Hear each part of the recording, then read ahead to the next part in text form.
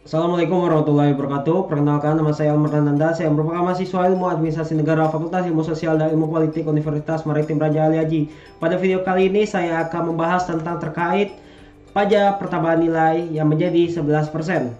Oke, langsung saja simak video berikut ini. Kebijakan kenaikan tarif pajak PPN 11% dalam perspektif akuntansi keuangan sektor publik. Tentu seperti yang kita ketahui bersama, berdasarkan Undang-Undang Nomor 28 Tahun 2007 tentang perubahan ketiga atas Undang-Undang Nomor 6 Tahun 1983 tentang ketentuan umum dan tata cara pelaksanaan pajak adalah kontribusi wajib kepada negara yang terutang oleh orang pribadi atau badan yang bersifat memaksa berdasarkan undang-undang dengan tidak mendapatkan imbalan secara langsung dan digunakan untuk keperluan negara bagi sebesar-besarnya kemakmuran rakyat. Berbagai jenis pajak antara lain pajak penghasilan, pajak bumi dan bangunan, pajak penjualan atas barang mewah, serta PPN. Belakangan ini terjadi kenaikan tarif pajak pertambahan nilai menjadi 11%, yang awalnya 10% menjadi 11%. Tentu ini naik 1%. Nah, melihat situasi kebijakan kenaikan tarif pajak tersebut menimbulkan permasalahan yang ada. Dilihat dari kondisi sekarang ini di tengah wabah COVID-19 yang menyebabkan perekonomian sedang tidak baik-baik saja. Telah keluar kebijakan kenaikan PPN menjadi 11%, ini akan menimbulkan penurunan keinginan beli dari masyarakat. Tidak hanya itu, dapat menimbulkan terjadinya inflasi. Mengapa demikian? Karena ketika kenaikan PPN itu naik, akan mengakibatkan inflasi yang dimana kenaikan harga suatu barang secara terus-menerus. Mengapa harus menaikkan tarif PPN di saat kondisi seperti saat ini, melihat kondisi ekonomi masyarakat sedang tidak baik-baik saja?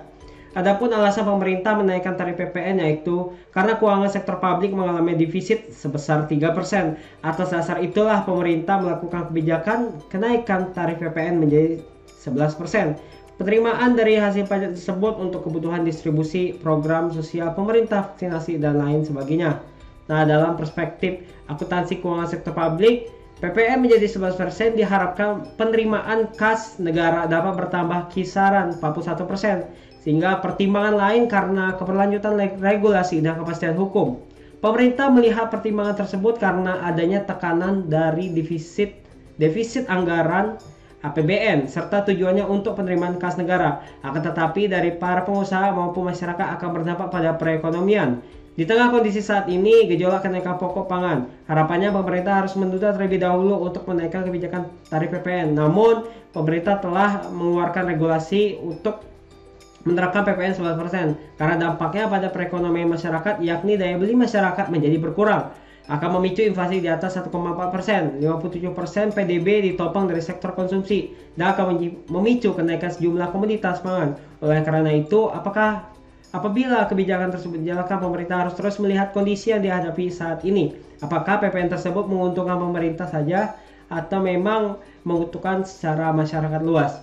Oleh karena itu, dan dengan kenaikan PPN 11% ini, pemerintah mengharapkan sebagai penerimaan kas untuk negara ini itu dicatat sedemikian rupa berdasarkan akuntansi sektor publik. Mungkin itu saja yang dapat saya sampaikan. Terlebih dan kurang mohon dimaafkan. Apabila terdapat salah kata, saya mohon maaf. Wabillahi taufiq wal hidayah. Assalamualaikum warahmatullahi wabarakatuh.